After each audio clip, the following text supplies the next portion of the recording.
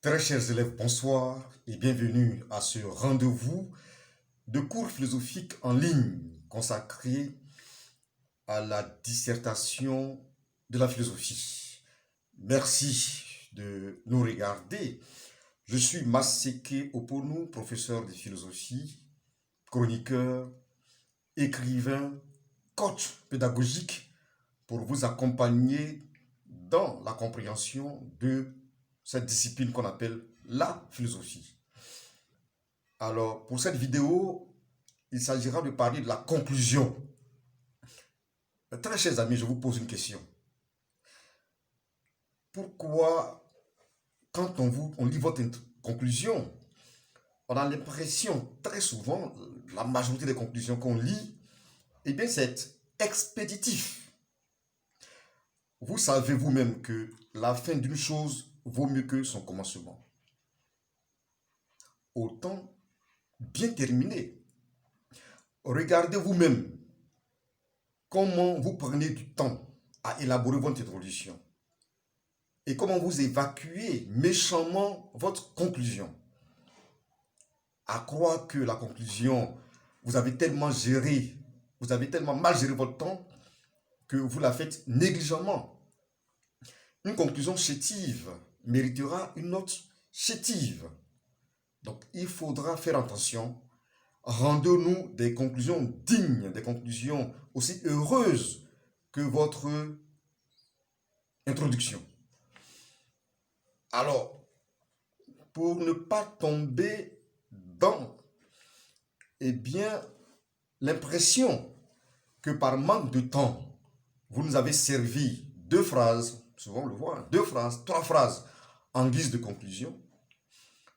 Dans le travail préliminaire au brouillon, après avoir rédigé votre introduction au brouillon, il faudra rédiger votre conclusion. Il faudra, une esquisse de conclusion. Ça vous prémunit contre la précipitation d'une rédaction, d'une introduction mal aboutie. Quand le correcteur corrige un bon devoir et qu'il est content, il veut une très bonne conclusion aussi pour que le travail soit achevé. Hélas, la conclusion est sabotée. Alors, comment faire pour réussir une bonne conclusion? La conclusion aussi obéit à une méthodologie très simple. Pour faire la conclusion, on fait le bilan des axes d'analyse, n'est-ce pas, du problème. Et dernièrement, on va donner notre point de vue sur la question, le problème, la question que soulève le problème du sujet. Alors, qu'est-ce qu'on appelle le bilan des axes d'analyse? C'est très simple. C'est un récapitulatif de ce que vous avez dit en axe 1, en deux phrases. C'est aussi un récapitulatif de ce que vous avez dit en axe 2, en une phrase ou deux phrases. Quand on a fait ce récapitulatif-là, ensuite, on donne son point de vue sur le sujet, le problème que soulève le sujet.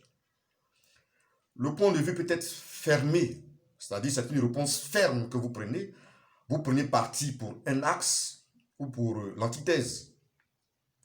Le point de vue peut être ouvert, c'est-à-dire que vous faites rebondir la polémique sur une autre préoccupation que n'a pas soulevé le sujet.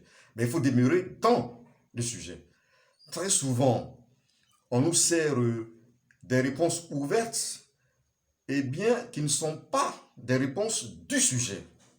On parle de l'État, l'élève fait une réponse ouverte avec la religion. Non, il s'agira de demeurer dans l'État et d'ouvrir le sujet sur une autre question pertinente aussi. Donc la conclusion, pour tout dire, est éminemment importante. La conclusion doit avoir une taille proportionnelle à l'introduction. Vous avez fait une introduction peut-être de 10 lignes. Il faut une conclusion de 7, 8 lignes. Je dis à mes élèves, pourquoi faire petit pied. J'allais dire grosse tête, petit pied. Non. Non, non, non. La conclusion doit être sensible à la taille de l'introduction. Et un conseil, quand vous donnez votre point de vue, faites l'effort que ce point de vue-là soit éthique, moral, des plus critiques. Parce que tout de même, la philosophie, c'est un exercice de moralisation de la conscience des hommes, des autres. Il faudra donc que dans votre conclusion, eh bien, nous sachions que vous faites de la philosophie. Donc, votre point de vue doit être des plus sensibles à la question de la morale, à la question des valeurs, à la question de l'éthique. Donc, il faudra faire très attention quand on dit point de vue. Il faudra être malin parce que le correcteur est un philosophe. Eh bien, il faudra lui rendre hommage. Il faudra rendre hommage à sa discipline en menant une réflexion à ce niveau-là quand même qui soit porteuse moralement.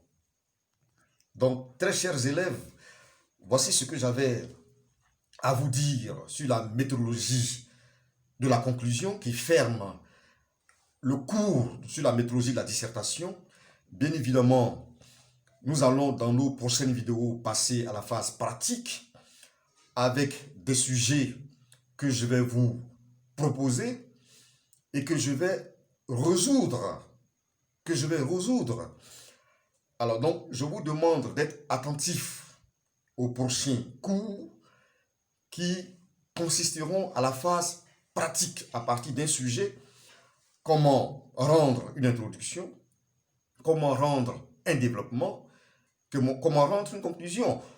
Je ne vous promets pas nécessairement toujours de faire des cours achevés de rédaction, ce n'est pas l'objectif, mais tout de même, à partir d'un sujet, nous allons vous amener à revisiter votre cours, à comprendre votre cours, et bien à vous approprier le sens des débats philosophiques, des polémiques à travers des sujets de dissertation de type bac.